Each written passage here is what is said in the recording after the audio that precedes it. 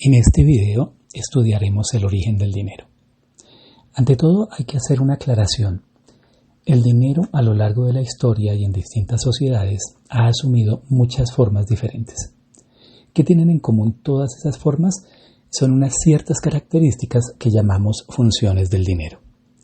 Las tres principales funciones del dinero son, primero, ser un medio de pago o medio de cambio, o sea, que el dinero se usa para realizar intercambios. Segundo, ser unidad de cuenta, es decir, que los valores se calculan en términos de dinero. Esta es una especie de función contable o mental más abstracta. Y tercero, servir como depósito de valor o medio de acumulación, que significa que el dinero se usa para almacenar valor y transferirlo o conservarlo hacia el futuro. Un modelo muy conocido de origen del dinero es el que propuso Carl Menger y que se basa en las dificultades del trueque. Una economía de trueque es aquella en la que no existe dinero y se intercambian los bienes directamente. Por ejemplo, yo tengo una oveja y la cambio por 3 palomas. El problema es que en una economía de trueque, si yo tengo la oveja y quiero las palomas, nada garantiza que la persona que tiene las palomas quiera la oveja a cambio. Es posible que la persona quiera otro bien que yo no tengo, por ejemplo, cerdos.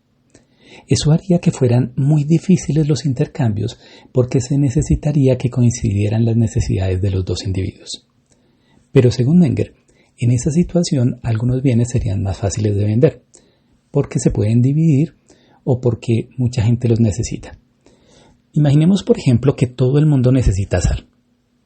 Lo que puedo hacer cuando llego al mercado con mi oveja es tratar de cambiarla por sal y luego, cuando tenga la sal, la ofrecería a cambio de las palomas, porque la persona que tiene las palomas estaría más dispuesta a aceptar sal, porque sabe que, por la misma razón, con la sal le sería más fácil conseguir el cerdo.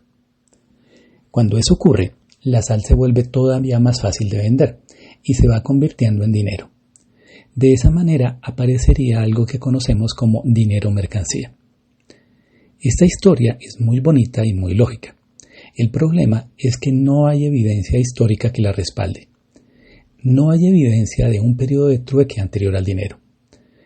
El trueque ha existido de vez en cuando, pero ha tendido a presentarse sobre todo en el comercio internacional o entre distintas comunidades, pero no se ha encontrado comunidades que a su interior se basaran en el trueque. El trueque es más bien un modelo elegante y por eso le gusta mucho a los economistas. Hay otras teorías acerca de cómo surge el dinero.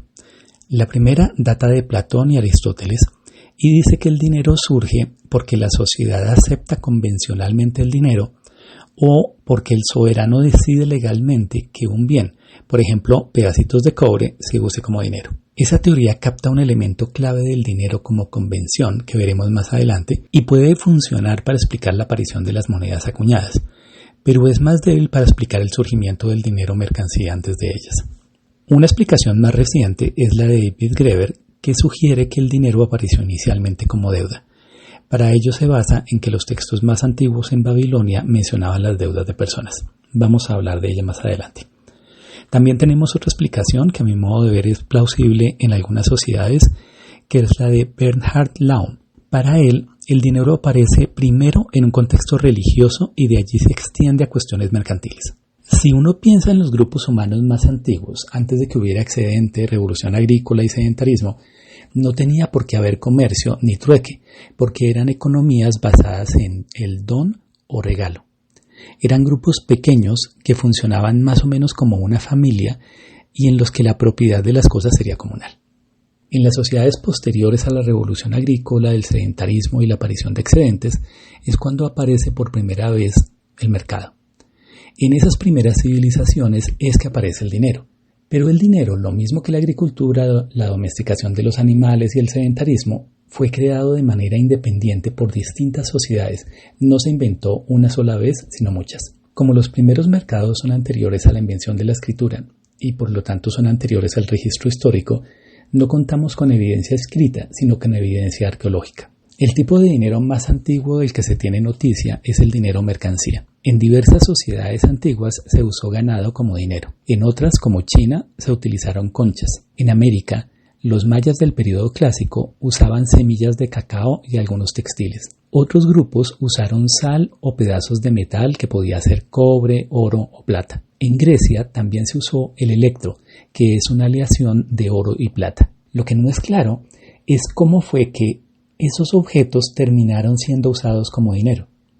La explicación de Laum es que en los templos se realizaban sacrificios. Al sacrificar un animal, el animal representaba a la persona que hacía el sacrificio, pero eventualmente se podía reemplazar un objeto por el animal. Hay algo más que es interesante, y es que en los sacrificios podía haber equivalencias entre los animales que se usaran.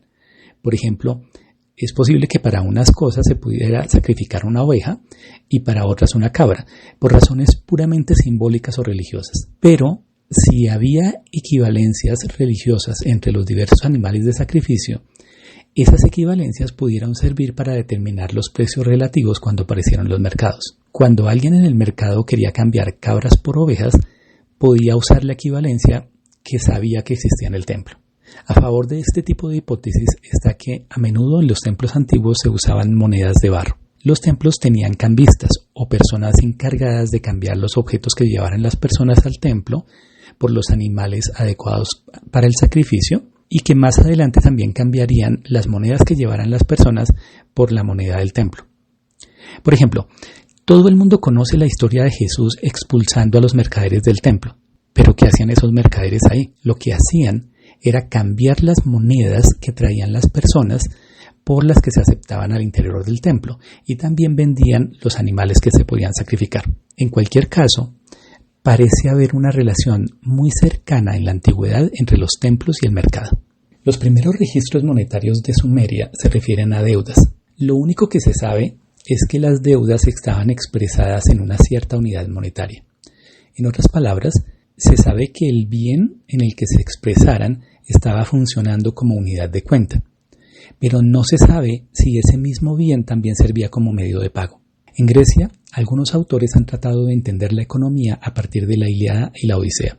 En esos libros, las deudas se suelen expresar en bueyes, es decir, que los bueyes funcionaban como unidad de cuenta, pero cuando la gente iba a realizar un pago, parece que lo que hacían era llevar otro tipo de objetos, sobre todo trípodes o calderas, que son unas ollas de metal. Esos bienes que ellos almacenaban para poder hacer pagos estarían funcionando como medio de pago y como depósito de valor, pero no como unidad de cuenta. Cuando se estudia la historia del dinero hay que tener cuidado de no imponer conceptos modernos. Por eso es útil mirar el dinero en sociedades actuales aborígenes o tribales. Hay que hacer la salvedad de que todas las sociedades actuales, estén en la selva, en Oceanía, en el Amazonas o en las ciudades europeas, todas tienen los mismos años de evolución.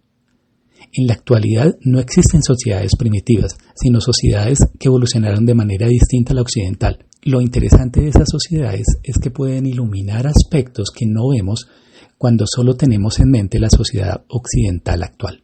Hecha esta salvedad, hay un tipo de moneda que ocurre en una isla de Micronesia. En la isla de Yap hay unas piedras gigantes con un hueco en la mitad que se conocen como piedras de Ray. Cada piedra de Ray tiene un valor que acepta la población de las islas.